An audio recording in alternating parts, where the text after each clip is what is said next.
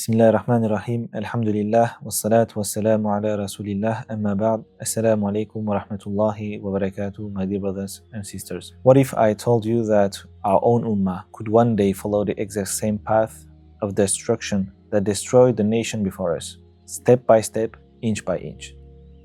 It sounds alarming, yet our beloved Prophet sallallahu alaihi wasallam warned us about the very danger. In part 2 of the Sheikh's book, The Command Glad Tidings of All Messengers, we turn to this powerful warning so we can protect our iman and avoid the fate of those who came before us. The Prophet ﷺ gave us clear hadith.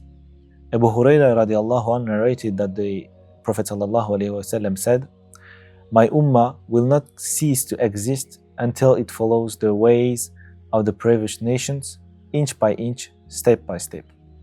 And Abu Sa'id al-Khudri radiallahu anhu reported, "You will surely follow the ways of those before you, span by span and yard by yard, until even they entered a lizard's hole. You would enter it too." When the companions asked if he meant the Jews and Christians, the Prophet ﷺ replied, "Who else?" So scholars explain the lizard hole example beautifully. A lizard never lets anyone else into its hole, not even its mate.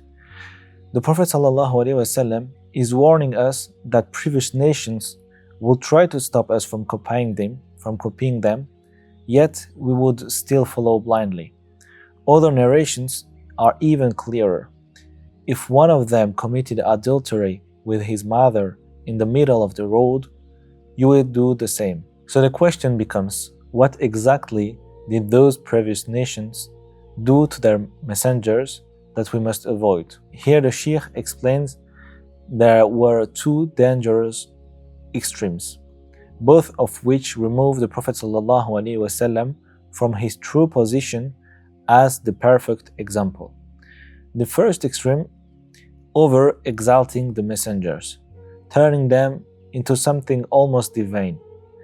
The Jews claimed Uzair was the son of Allah, and the Christians said the same about Isa alayhi salam. They added partners and innovation until the original message was buried. The second extreme, and this is very common today, undervaluing or belittling the Prophet ﷺ, treating him like a mere postman who delivered the Quran and then stepped aside. The book is enough. We don't need his explanation or his example, as I said. This is the approach of some rationalist circles today. They say he was just a human like us. Read the text yourself. Read the Quran by yourself. But Allah subhanahu wa ta'ala rejects this outright. He says in Surah An-Nahl, verse 44, "We sent them with clear proofs and scriptures, and we revealed to you the reminder that you may make clear to the people what was sent down to them, and that they might give thought." And also in the same surah, verse 64, "And we revealed to you the book only that you may make clear to them that over which they differ, and as guidance and mercy for our people who believe." So when people disagree or face confusion, Allah subhanahu wa ta'ala commands us in Surah An-Nisa, verse 59, "O you who have believed, obey Allah and obey the messenger and those in authority among you.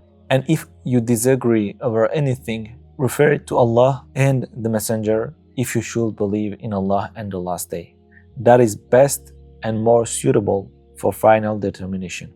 Even stronger, verse 65 of the same surah, "But know by your Lord, they will not truly believe until they make you, O Muhammad, judge concerning that over which they dispute among themselves, and then find within themselves no discomfort from what you have judged, and submit in full submission." These verses prove that the Quran itself was revealed so the Prophet ﷺ could explain it. Turning away from his guidance is not Iman, it is the path of the previous nations who said, "We heard and we disobeyed, who killed prophets, who refused the Holy Land, who twisted every command that didn't suit their desires. Both extremes, over-exalting or undervaluing, do the same damage. They remove the Prophet ﷺ from being the uswa hasana, the beautiful, perfect example that Allah subhanahu wa ta'ala gave us. Yet the truth is crystal clear. In Surah Al-Ahzab verse 21, indeed in the Messenger of Allah you have a good example for whoever hopes for Allah and the last day and remembers Allah subhanahu wa ta'ala often. This is for every single one of us, no matter our role in life. He is the perfect father, husband, leader, teacher, and servant. His every word and actions carries Allah subhanahu wa ta'ala's pleasure. So to recap, the hadith warns us that our ummah can follow previous nations' mistakes inch by inch. So we must stay vigilant. Two fatal errors destroy true iman: treating the Prophet ﷺ as divine, leading to shirk, or as just a postman, ignoring his sunnah and explanation. The third point is Allah Himself commands us to refer every disagreement to the Prophet ﷺ. This is part of real iman. He is the uswa hasana for every aspect of life.